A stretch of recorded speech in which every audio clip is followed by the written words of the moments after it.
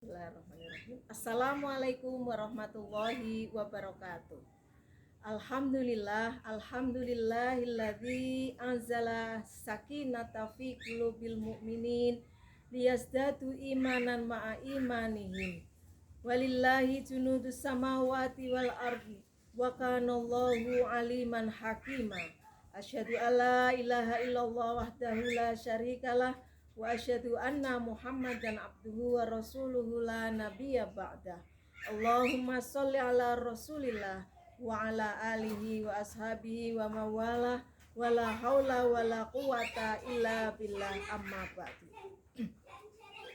Yang terhormat Ustadz Rohani selaku pembina Yayasan Khairul Ummah Amanah, yang saya hormati Bapak Ibu anggota dan para pemirsa Yakwa Channel Kota Semarang yang berbahagia. Tiada lupa marilah kita panjatkan puji syukur kehadirat Allah Subhanahu wa taala atas segala rahmat dan karunia yang dilimpahkan kepada kita semua, sehingga pada pagi hari ini atau hari ini kita semua dalam keadaan sehat walafiat. Bapak dan Ibu yang saya hormati, sholawat dan salam marilah kita tunjukkan kepada Nabiullah Muhammad Sallallahu Alaihi Wasallam yang telah menuntun kita minadzulumati ilan nur.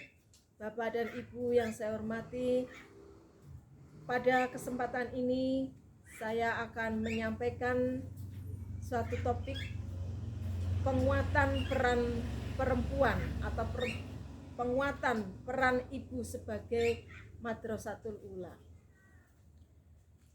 Dalam Islam, peran perempuan ada 5, yaitu perempuan sebagai hamba Allah, yang kedua sebagai anak, yang ketiga perempuan sebagai istri, yang keempat perempuan sebagai ibu, dan yang kelima perempuan sebagai anggota masyarakat. Yang pertama, perempuan sebagai hamba Allah. Tentu di dalam Allah menciptakan hambanya ada tujuannya sesuai dengan surat Az-Zariyat ayat 56. A'udzubillahi minasyaitonirrajim. Wa ma khalaqtul jinna wal insa illa liya'budun. Dan tidaklah aku ciptakan jin dan manusia melainkan agar mereka beribadah kepadaku. Allah menciptakan kita bukan hanya untuk sekedar tidur, bekerja, makan maupun minum, melainkan untuk melengkapi bumi dan beribadah kepadanya. Dan kita diwajibkan untuk melaksanakan apa yang menjadi perintahnya dan meninggalkan segala larangannya. Yang kedua, kita sebagai anak. Di antara kewajiban anak terhadap orang tua adalah anak harus mentaati perintah orang tua. Firman Allah di dalam surat Al-Isra ayat 23. A'udzubillahi minasyaitonirrajim. Wa qadha rabbuka alla ta'budu illa iyyahu wa bil walidaini ihsana. Imma yablughanna indakal kibara ahaduhuma aw kilahuma fala taqul lahuma uffin wala tanharhuma wa qul lahuma qaulan karima. Dan Tuhanmu telah memerintahkan agar kamu jangan menyembah selain Dia, dan hendaklah berbuat baik kepada ibu bapak. Jika salah seorang di antara keduanya atau kedua-duanya sampai berusia lanjut dalam pemeliharaanmu, maka sekali-kali janganlah engkau mengatakan kepada keduanya dan janganlah engkau membentak keduanya, dan ucapkanlah kepada keduanya dengan perkataan yang baik. Surat Al-Isra ayat 24. Wahfid lahuma janahal dhulli minar rahmati wa qur rabbirhamhuma kama rabbayani shaghira. Dan rendahkanlah dirimu terhadap keduanya dengan penuh kasih sayang, dan ucapkanlah, wahai Tuhanku, sayangilah keduanya sebagaimana mereka berdua telah mendidik aku pada waktu kecil. Bapak Ibu yang saya hormati, Peran kita yang ketiga adalah sebagai istri. Kita setelah menjadi dewasa, kemudian saatnya para perempuan akan menikah. Setelah menikah, maka statusnya sekarang menjadi seorang istri. Ada beberapa kewajiban seorang istri yang harus dilakukan terhadap suaminya. Antara lain yaitu taat dan patuh kepada suami. Yang kedua, menyenangkan suami. Allah berfirman, Nisa'ukum harsul lakum fa'tu harsakum anna syi'tum wa qaddimu li anfusikum wattaqullaha wa'lamu annakum mulaquhu wa basyiril mu'minin. Istri-istrimu adalah seperti tanah tempat kamu bercocok tanam. Maka datangilah tempat yang untuk bercocok tanam itu, sebagaimana saja kamu kehendaki, dan kerjakanlah amal yang baik untuk dirimu, dan bertakwalah kepada Allah, dan ketahuilah bahwa kamu kelak akan menemuinya, dan berilah kabar gembira orang-orang yang beriman. Quran Surat Al-Baqarah ayat 223. Yang ketiga, selalu menjaga nama baik suami dan selalu menyenangkan bila dipandang oleh suami. Ibu dan bapak yang saya hormati, dalam perjalanan pernikahan akan terjadi proses penciptaan manusia yang sempurna. Firman Allah di dalam surat At-Tin ayat 4. A'udzubillahi minasyaitonirrajim. Laqad khalaqnal insana fi ahsani taqwim.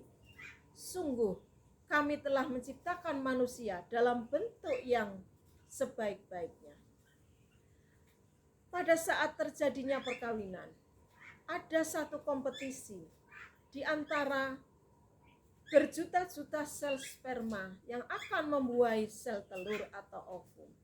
Namun hanya satu atau barangkali dua sperma saja yang berhasil membuahi ovum tersebut. Ini menunjukkan bahwa penciptaan manusia terbentuk atas kompetisi yang sangat kuat, sehingga kualitas dari penciptaan manusia ini sangat sempurna. Oleh karena itu, ibu yang sedang hamil, yang sedang menyusui, harus menjaga secara fisik maupun psikis. Secara fisik, ibu harus menjaga makanannya dengan asupan makanan yang sehat. Kemudian menjaga psikis dari dirinya supaya tidak muncul emosi-emosi yang berakibat mempengaruhi janin yang dikandungnya. Ibu dan bapak yang saya hormati, yang keempat adalah sebagai seorang ibu.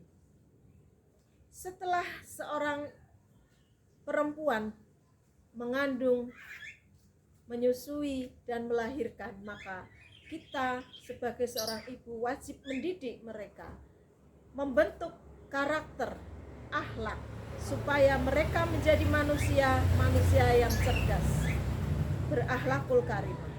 Dan ini kita sebagai ibu adalah sebagai madrasatul ula. Seorang penyair yang bernama Hafidz Ibrahim mengatakan bahwa al-ummu madrasatul ula. Syairnya, al-ummu madrasatul ula, a'dataha a'datta sya'ban thayyibal a'raq. Ibu adalah madrasah atau sekolah pertama bagi anaknya. Jika engkau persiapkan ia dengan baik, maka sama halnya engkau mempersiapkan bangsa yang baik pada pokok pangkalnya. Ibu-ibu atau sebagai ibu harus menjadi contoh, tauladan kepada atau bagi putra-putrinya. Ini nanti kita dalam tutur kata supaya berkata yang baik, tutur kata yang sopan, karena ini akan didengar oleh anak-anak kita. Sikap dan perilaku juga harus menunjukkan keteladanan. Lalu pembiasaan-pembiasaan. Kita memberi contoh kepada anak-anak. Misalnya kita akan memerintah anak kita untuk membaca Al-Quran atau tadarus, tetapi ibunya malah nonton film, nonton cerita, nonton drama, maka ini tidak tepat. Sebaiknya ketika kita memerintahkan kepada anak-anak kita, maka kita harus mencontoh. Kemudian jangan membuli anak, karena akan berbekas di hati anak, dan anak merasa tidak dipelihara dengan sebaik-baiknya. Marilah ibu-ibu sebagai orang tua untuk selalu menanamkan akidah tauhid kepada anak-anak kita, akhlakul karimah, sehingga kelak mereka akan menjadi generasi yang cerdas, soleh solihah. Kiranya itu yang bisa saya sampaikan, mudah-mudahan bermanfaat bagi kita semuanya, dan mohon maaf apabila ada kekurangan. Assalamualaikum warahmatullahi wabarakatuh.